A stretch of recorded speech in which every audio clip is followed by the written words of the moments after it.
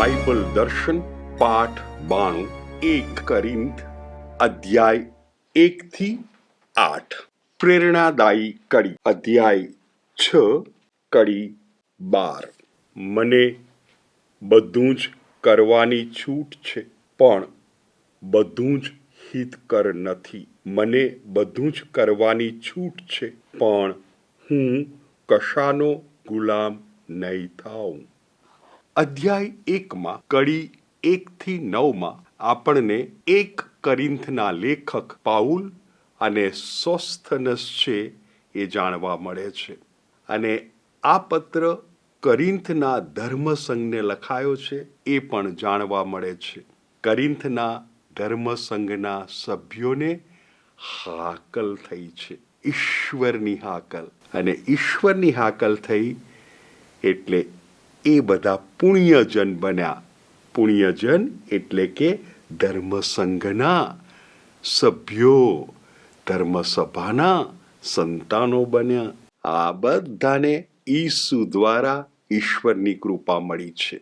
આવી સુંદર રજૂઆત કર્યા પછી પાઉલ શરૂ કરે છે પહેલો મુદ્દો અધ્યાય 1 અને એ છે એમને જે જાણવા મળ્યું છે ક્લોએ નામની સ્ત્રીના કુટુંબના સભ્યોએ પાઉલને જાણ કરી છે. પાઉલ કોરિન્થના ધર્મસંઘમાં પક્ષાપક્ષી છે. કેવા પક્ષો? તો જેને આ મહાનુભાવે સ્નાન સંસ્કાર કરાવ્યો એ એક પક્ષ, આ પેલા મહાનુભાવે સ્નાન સંસ્કાર કરાવ્યો બીજો પક્ષ. પાઉલ તમારા નામનો એક પક્ષ છે.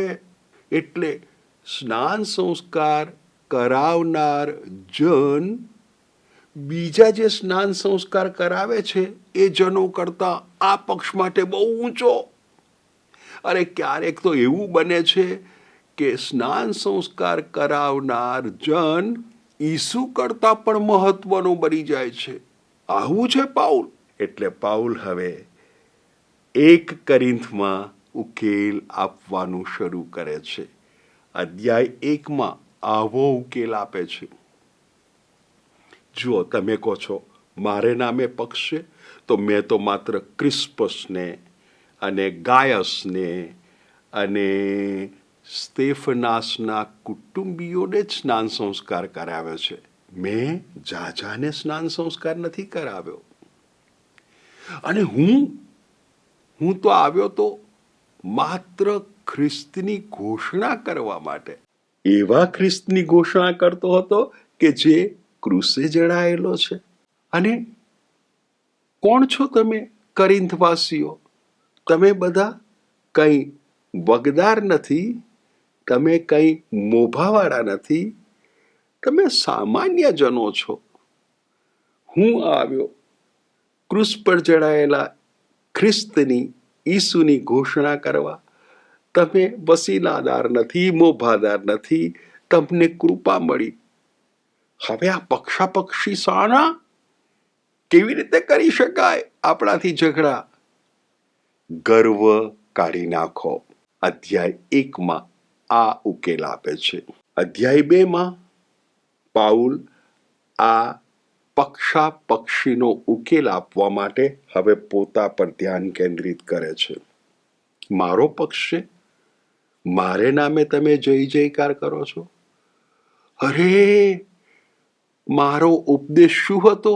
એમાં કોઈ બુદ્ધિપૂર્વકની દલીલ હતી? એમાં કંઈ કશું જ્ઞાન હતું? અરે એ તો નરી પવિત્ર આત્માની શક્તિ હતી. પવિત્ર આત્મા બોલાવતા હતા. અને તમે ક્યાં આવો પક્ષ રચી બેઠા? અધ્યાય 3 હજી ઉકેલ આપવાનું ચાલુ રાખે છે. તમે જુદા જુદા સ્નાન સંસ્કાર કરાવનાર મહાનુભાવોને નામે પક્ષોમાં વહેંચાઈ ગયા છો, જૂથોમાં વહેંચાઈ ગયા છો. પણ અમે બધા તો સેવકો છીએ. સેવકોએ જે કામ સોંપવામાં આવ્યું એ કર્યું છે. એમાં એમની કોઈ મોટી વાત નથી, એમની કોઈ બળાશ નથી. જે કામ સોંપાયું એ કામ કર્યું છે અને હવે એ દર્શાવવા માટે ખેતીવાડીમાંથી એક દાખલો લે છે. કોણ છે બી વાવનાર? કોણ છે પાણી પાનાર? આપણે એ ઉપમા જરા જોઈ લઈએ. અધ્યાય 3 અને એની 7મી કડીમાં એ ઉપમા આપણને વાંચવા મળશે. અધ્યાય 3 કડી 7. વાવનાર કે પાણી પાનારનું મહત્વ નથી, પણ મહત્વ તો ઉગાડનાર ઈશ્વરનું છે. એટલે સઘળું ઈશ્વરનું છે. ક્યાં પક્ષો, ક્યાં ઝઘડા?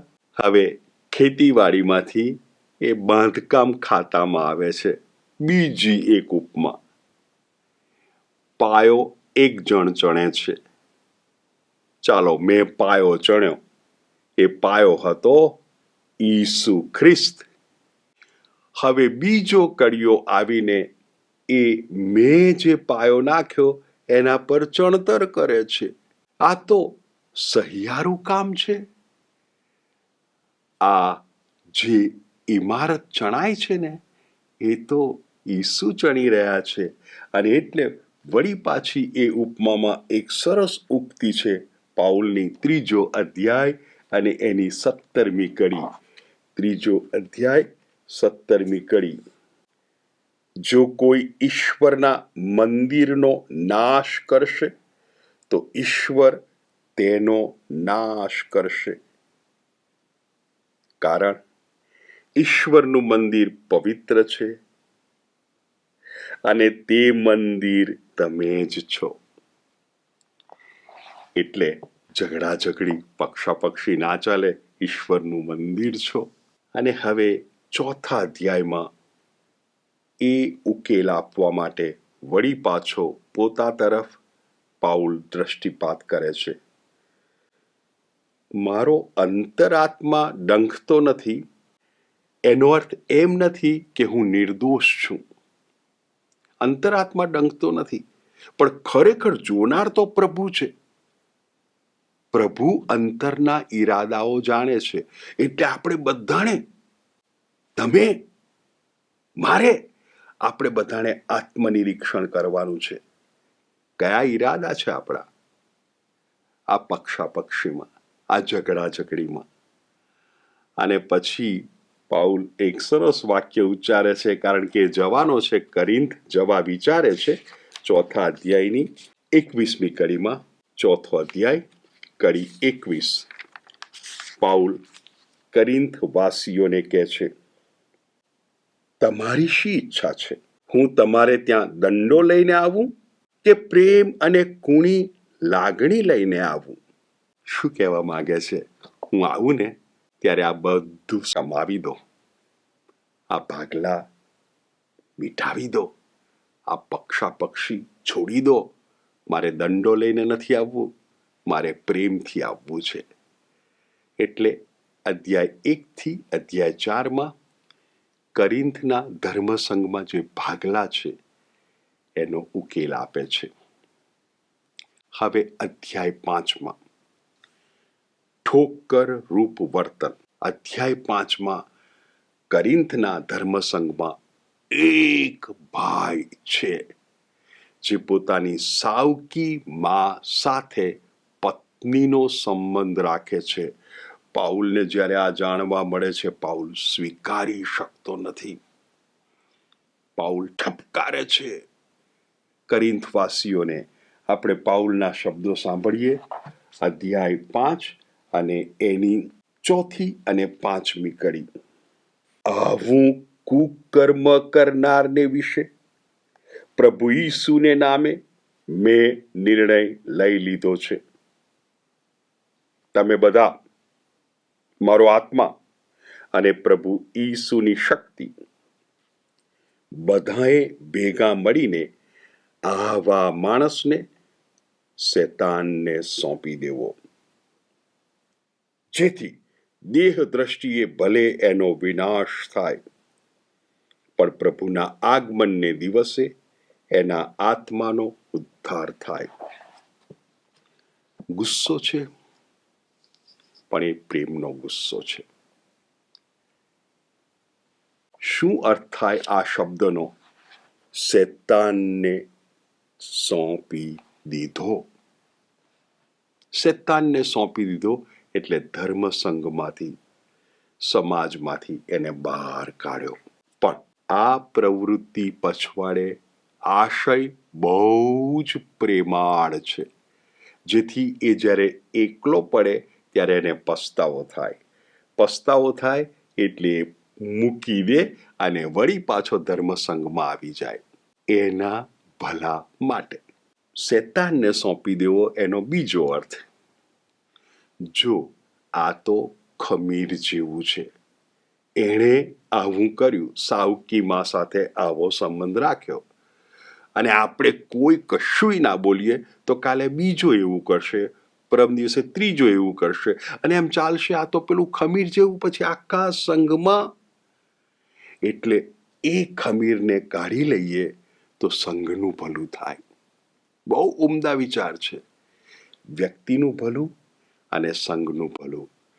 મેં નિર્ણય કર્યો છે અને તમે બધા અને પવિત્ર આત્મા એ નિર્ણયને મંજૂર રાખો છો. પહેલું, ઠોકરરૂપ વર્તન. અધ્યાય 6 એની કડી 1 થી 11 બીજું ઠોકરરૂપ વર્તન છે. આપણે આ ઠોકરરૂપ વર્તનની માહિતી મેળવી લઈએ. ઝઘડો તો ના જ થવો જોઈએ, પણ ધર્મ સંઘમાં, ધર્મ જન વચ્ચે ઝઘડો થાય છે. પાઉલ કહે છે, આપણો સંઘ જ્ઞાનીઓ, પ્રજ્ઞા ભરપૂર વડીલોથી સભર છે. જાઓ ને એમની પાસે, એમને કોને કે તમે દરમિયાનગીરી કરો અને સમાધાન કરાવો. તમે શું કરો છો?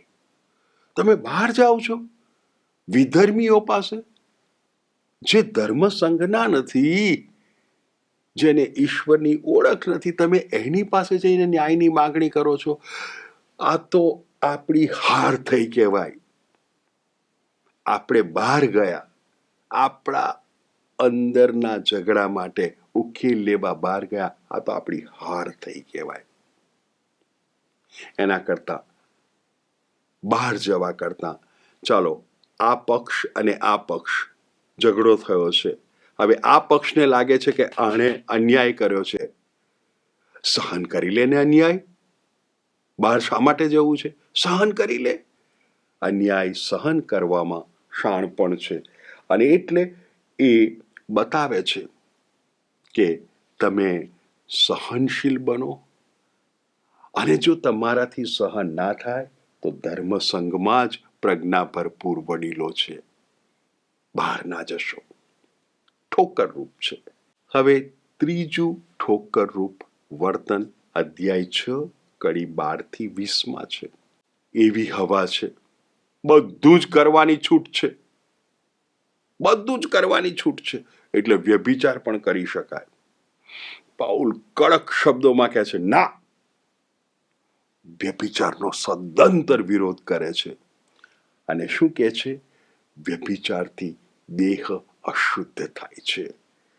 આપણે પાઉલના આ શબ્દો સાંભળીએ 6 અધ્યાય અને 19મી કડીમાં.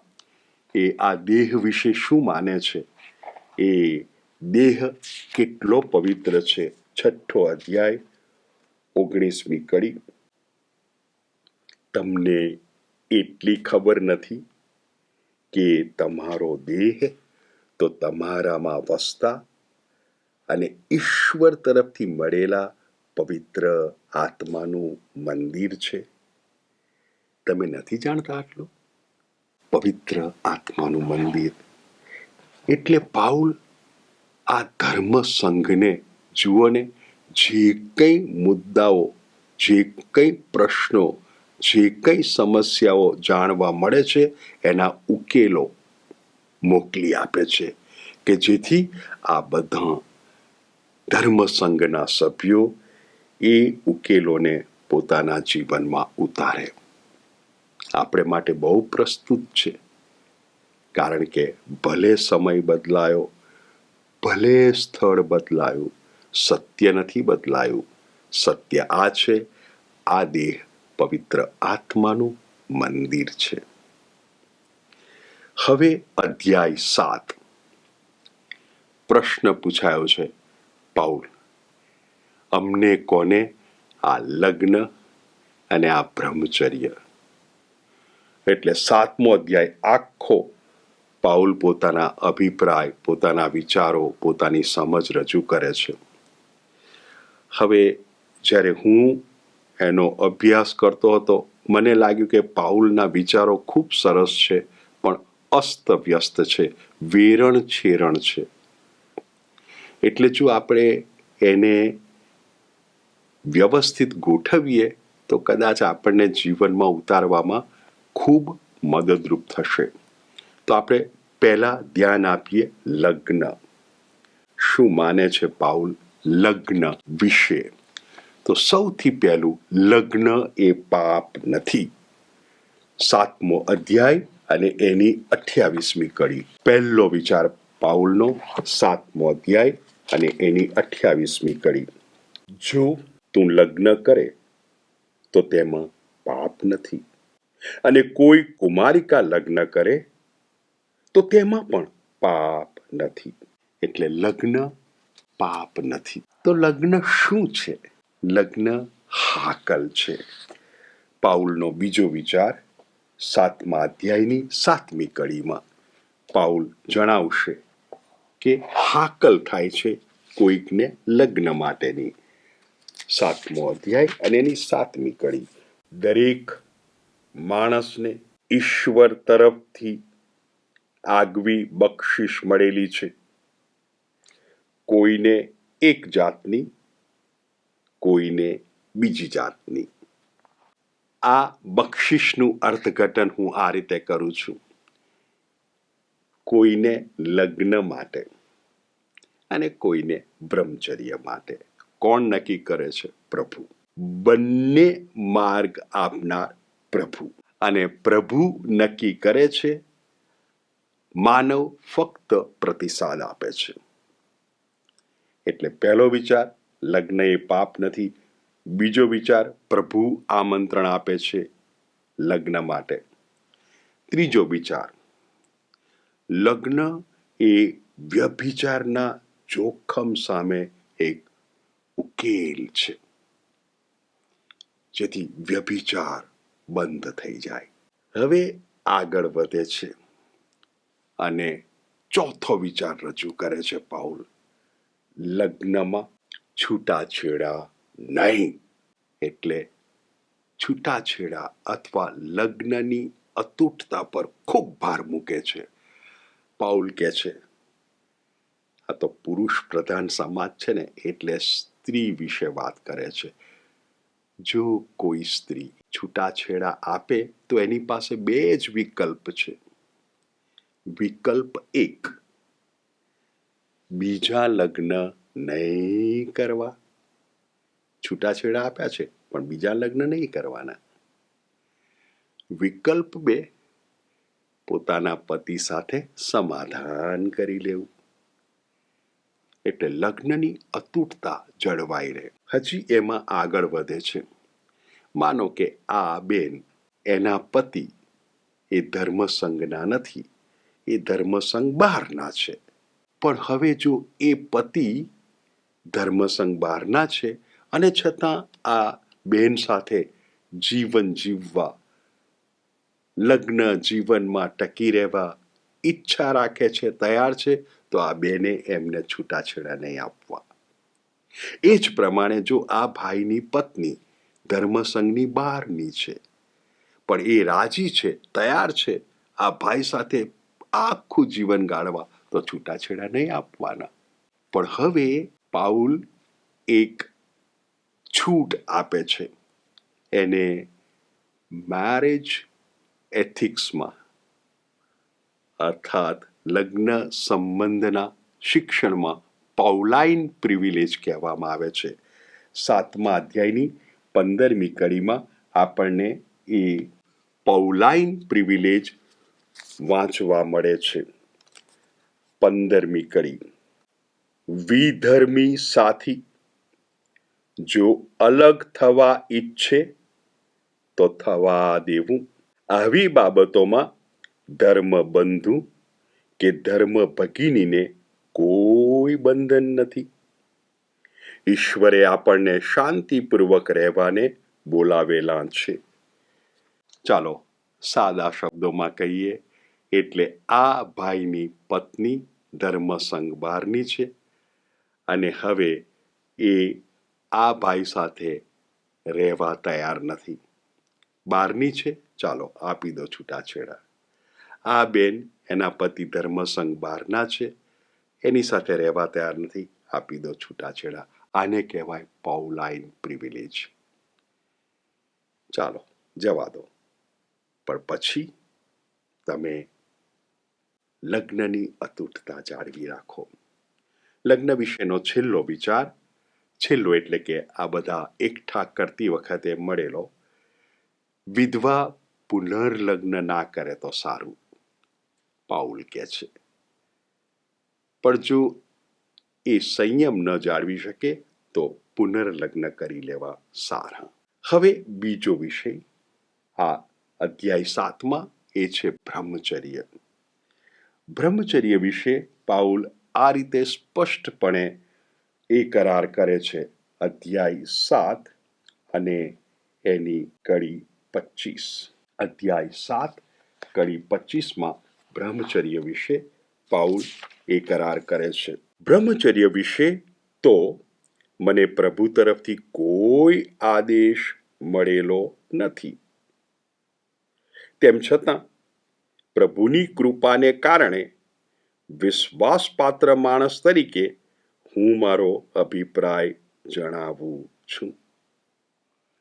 એટલે આ પાઉલનો વ્યક્તિગત અભિપ્રાય છે. મને પ્રભુ તરફથી કોઈ સીધી વાત મળી નથી. હવે શું કહે છે? બ્રહ્મચર્ય એ ફાયદાકારક છે. કેવી રીતે? તમે લગ્ન નથી કર્યા તો ના કરશો. કેમ? તો તમારું મન ઈશ્વર અને સંસાર વચ્ચે વહેંચાઈ નહીં જાય. જેણે લગ્ન કર્યા છે એને એક તરફ એનું લગ્ન, બીજી તરફ ઈશ્વર, એટલે વહેંચાઈ જાય છે. પાઉલનો વિચાર છે. અને એટલે એ તો ઈચ્છા રાખે છે કે જો લગ્ન નથી કર્યા તો ના કરશો. હવે આગળ વધતા પાઉલ કહે છે કે એવું નથી કે લગ્નમાં પણ બ્રહ્મચર્યનું પાલન ના થઈ શકે. એવું નથી, કરી શકાય. 7મો અધ્યાય અને એની 5મી કડીમાં પાઉલ આ વિચાર રજૂ કરે છે. 7મો અધ્યાય અને એની 5મી કડી. એકબીજાને એથી વંચિત રાખશો નહીં.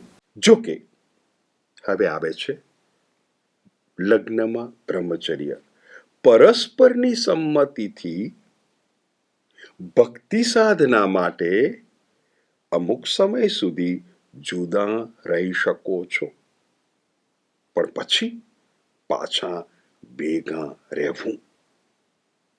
નહીં તો તમારા આત્મસંયમના અભાવનો લાભ લઈ કદાચ શૈતાન તમને પ્રલોભનમાં નાખે.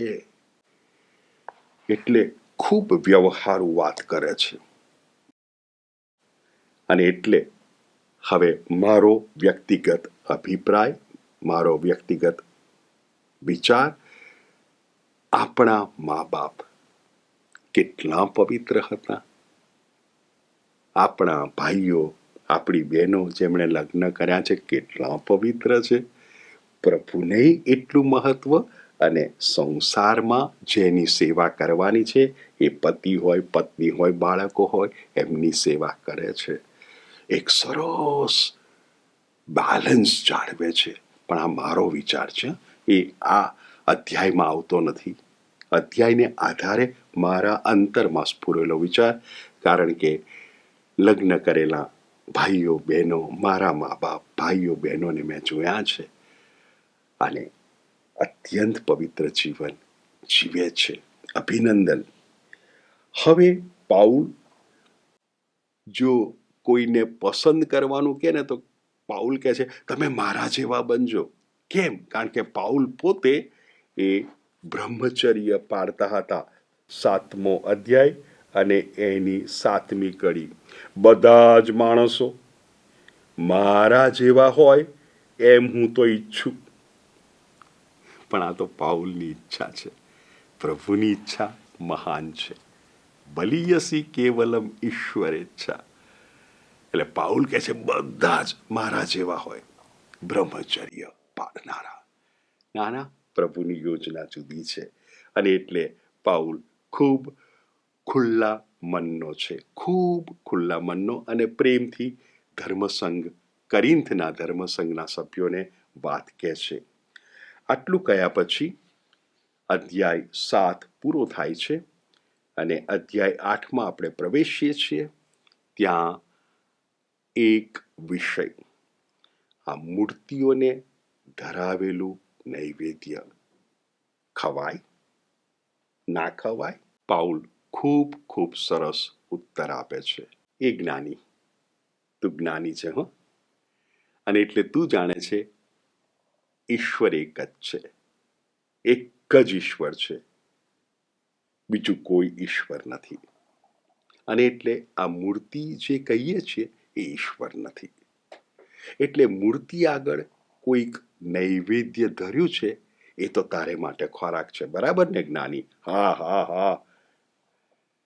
એટલે જ્ઞાની જાણે છે કે ઈશ્વર એક જ છે, મૂર્તિ ઈશ્વર નથી, અને એની આગળ મૂકેલું નૈવેદ્ય એ ભોજન છે, ખોરાક છે, ફળ છે, ખવાય.